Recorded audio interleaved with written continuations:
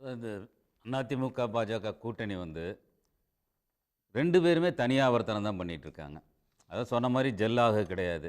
அது முக்கியமான காரணம் என்னன்னா, ஜெயிக்கிறோம் அப்படிங்கிற ஒரு நம்பிக்கை இருந்ததுன்னா, கண்டிப்பா ஜெல் ஆகுறதுக்கான வாய்ப்பு இருக்கு.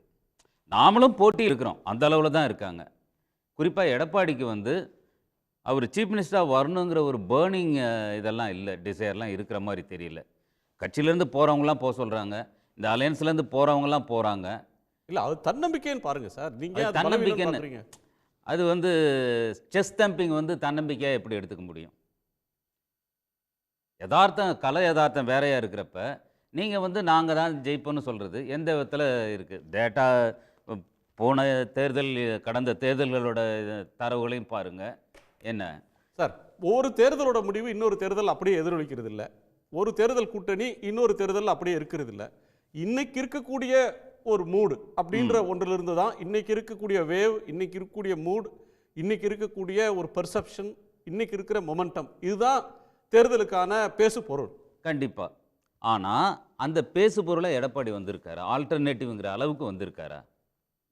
இருக்கிற ரைவல்ஸ் நெறைய பேர் இருக்காங்க. ஸ்டாலின் வெர்சஸ் அதர்ஸ்ன்னு தான் இருக்கு.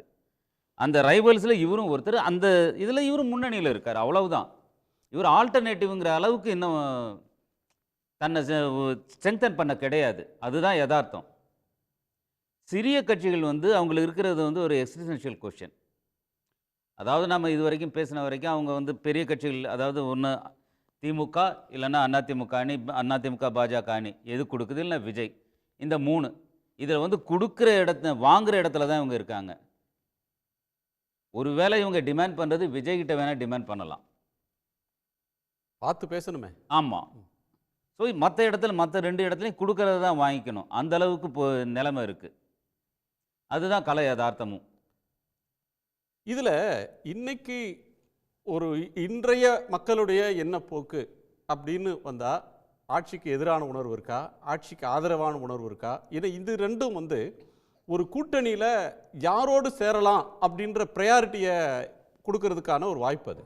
பிரையாரிட்டி வந்து யாரோட சேரலாம் அப்படின்னாக்க, டிஎம்கேக்கு தான் அந்த இது இருக்கு.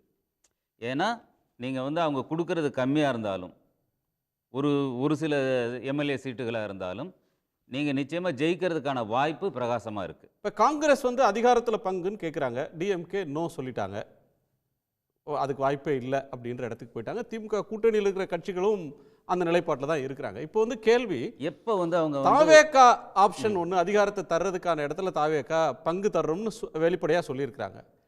அப்படி போனா காங்கிரஸ் அவங்களுடைய கட்சியை ரிவைவ் பண்ணிடலாம் அப்படின்னு ஒரு நெரேட்டிவ் நடந்துகிட்டு இருக்கு. இல்ல அந்த காங்கிரஸ் ஓட அந்த நேரேட்டிவ் இருக்கு இல்லையா? அத நாம வந்து ஒரு செக்ஷனோட நெரேட்டிவ்.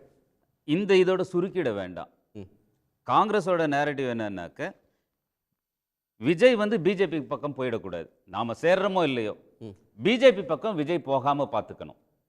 அது ஒண்ணு அவங்களோட ஃபோக்கஸா இருக்கு. அதனால வந்து அவங்க வந்து விஜயோட அலையன்ஸ் வைக்கிறாங்கன்னு கிடையாது. இருக்கிறத விட்டுட்டு பறக்கிறத பிடிக்க போ மாட்டாங்க. அது இயற்கை நியதி. அப்படித்தானே திரு ரவீந்திரன் சார்? இது வின்னிங் அலையன்ஸு, வெற்றி பெற்ற அலையன்ஸு. இந்த அலையன்ஸ் வெற்றி தொடர்றது வர தொடருங்கிறதா என்னோட கருத்து. மீண்டும் சொல்லப்போனால் ராகுல் காந்திக்கு மோடிக்கு நோக்கம் என்னன்னு தெளிவாக தெரியும். மாணிக் தாகூருக்கு தெரியாமல் இருக்கலாம், அவருக்கு வேறு அஜெண்டாக்கள் இருக்கலாம். மோடி இந்த அடிப்படையில் தான் அவர் மூவ் பண்ணுறாரு. 19லையும் 24லையும் இங்கே சுமார் 40 தொகுதிக்கு நெருங்கி புதுச்சேரி தமிழ்நாடு வந்ததை எப்படி 29ல் அடிக்கணுங்கிறது தான் மோடிக்கு நோக்கங்கிறது ராகுல் காந்திக்கு ரொம்ப தெரியும். அதனால தான் ரொம்ப அட்வான்ஸ் ஆகிட்டு அவங்க பேச்சுவார்த்தை குழு போட்டு மோடியால ஜீரணிக்க முடியாது என்னன்னா, தமிழ்நாட்டுல காங்கிரஸுக்கு ஏன் இவ்வளவு இடம் கிடைக்குது? அதை அவரால ஜீரணிக்க முடியல. டிஎம்கே காங்கிரஸை வெட்டி விட்டுட்டா, காங்கிரஸோட ஓவரால் டேலி வந்து ரொம்ப குறைஞ்சிடும். அதோட பலம் குறைஞ்சிடும். அதை சார், தொடர்ந்து அப்படி நீங்க சொன்னா கூட பீகார் எலெக்ஷன்ல அவங்க எப்படி பிஹேவ் பண்ணாங்க? தேஜஸ்வி யாதவை கடைசி நிமிஷம் வரையிலும் முதலமைச்சர் வேட்பாளராக அறிவிக்கல. தேர்தல் நடக்கும்போது அவர் ஒரு கேம்பெயின் பண்ணிட்டு இருந்தார், இவங்க எஸ்ஐஆர்னு ஒரு கேம்பெயின் பண்ணாங்க. ராகுல் காந்தி ஒரு குறிப்பிட்ட சில ரேலிஸ் தாண்டி அவர் பெருசா பண்ணல. உத்தரப்பிரதேசத்துலையும் அகிலேஷ்க்கு அதே நிலைமை அது தான். Tactical mistake. நீங்க ஜார்க்கண்ட்லையும் சிபு சோரன்ட்ட அப்படித்தான் நடந்துக்கிட்டாங்க, ஹேமந்த் சோரன்ட்ட. ஸோ அதே அங்கிருந்து பாடம் கற்கலையா காங்கிரஸ்? காங்கிரஸ் பெரிய அளவுல பாடம் கற்றுக்கொள்ளவில்லை. அதுதான் உண்மை. பீகார்ல வந்து ஜெயிக்கக்கூடிய எலெக்ஷனை வந்து ஒன்று இவங்களோட ஸ்ட்ராட்டஜி டாக்டிக்ஸ் வந்து தவறான என்ன சொல்ல தவறாக இருந்தது. அந்த ஒன்றுபட்ட ஒரு முகத்தை காமிக்கிறதுக்கு காங்கிரஸ் வந்து தவறிடுச்சு. இப்போ இங்கே ஏடிஎம்கேவும் பிஜேபியும் பண்ணிட்டு இருக்கிறது மாதிரி அங்கே ஆர்ஜேடியும் காங்கிரஸும் நடந்துக்கிட்டாங்க. ஆமாம். ஏடிஎம்கே பிஜேபியில் இன்னொரு பிரச்சனை என்னன்னா, இந்த ஆட்சியில் பங்கு பிஜேபி சொல்கிற மாதிரி என்டிஏ, இவர் வந்து இல்லை இல்லை அதிமுக தான், எந்த திராவிட கட்சி வந்து ஏற்றுக்கும்? ஆட்சியில் பங்குன்னு சொன்னாவே அது வீக்னஸ். எடப்பாடி பழனிசாமி அவர்கள் எதிர்க்கட்சியாக இருக்கிற ஒரு கட்சியே அதுக்கு ஈல்டாகாதப்போ, ஒரு ஆளுங்கட்சியான பிஜேபி கேட்கிறப்பவே அதுக்கு ஈல்டாகாத ஒரு நிலைமையில் ஈல்டாக முடியாது. காங்கிரஸ்க்கு டிஎம்கே ஈல்டாக போதா? நிச்சயமா ஈல்டாகாது. அப்படி இருக்கும். டிஎம்கேக்கு தெரியும் இந்த அலையன்ஸ் வந்து ஸ்ட்ராங்காக இருக்கு. இது வந்து சில என்ன சொல்றது, சில முணுமுணுப்புகள் அது காங்கிரஸ் வந்து பெர்மிட் பண்ணுது. அதை பெர்மிட் பண்ணலன்னு சொல்லக்கூடாது. இதுக்காக அவங்கள வந்து கட்சியை விட்டு தூக்க போறதோ அதெல்லாம் கிடையாது. டிசிப்ளினரி ஆக்ஷனோ அதெல்லாம் கிடையாது. அது ஒரு மல்டிபிள் வாய்ஸ்ல அது ஒரு வாய்ஸ், அவ்வளவுதான். அது தீர்மானிக்கிற சக்தியா இருக்க போறதில்ல. இப்போ மாணிக் தாகூரோ இல்லை ஜோதிமணியோ இவங்களோட நோக்கம் வந்து திமுக அலையன்ஸை உடைக்கணுங்கிறதெல்லாம் கிடையாது. செல்வ பெருந்தகை இருக்கிறத அவங்களால ஜீரணிக்க முடியல. அதுக்காக தான் இந்த குடைச்சலை கொடுத்துட்டு இருக்காங்க. ஒரு தலித் இருக்கிறத அவங்களால ஏத்துக்க முடியல. அப்படி ஒரு பொசிஷன், அப்படி ஒரு பார்வை இருக்கு. ஓ, ஏன் இதை பேசுறவங்க ராகுல் காந்தி கிட்ட போய் பேசலாமே, கார்கே கிட்ட பேசலாமே.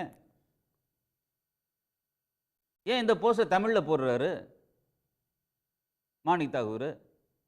டெல்லிக்கு தான் இந்த செய்தியை சொல்லணுன்றீங்களா? ஆமா, டிகே செல்வங்கன்னு கேட்கறது சரிதானே. நீங்க வந்து உங்க தலைமை கிட்ட பேசுங்க. நாங்க எங்க கிட்ட உங்க தலைமை தான் பேசணும். ஓகே, ஆட்சியில் அதிகாரத்தில் பங்கு தான் காங்கிரஸோட நிலைப்பாடுனா அதை வந்து கட்சியோட நிலைப்பாடு கிடையாது. கட்சியோட நிலைப்பாடு கிடையாது. கட்சிக்கு நல்லாவே தெரியும். ஆனா காங்கிரஸ் பெர்மிட்ஸ் மல்டிபிள் வாய்ஸஸ், அதுவும் இருக்கு. ஓகே, உடனுக்குடன் செய்திகளை தெரிந்து கொள்ள சன் நியூஸ் பெல் ஐகானை கிளிக் பண்ணுங்க.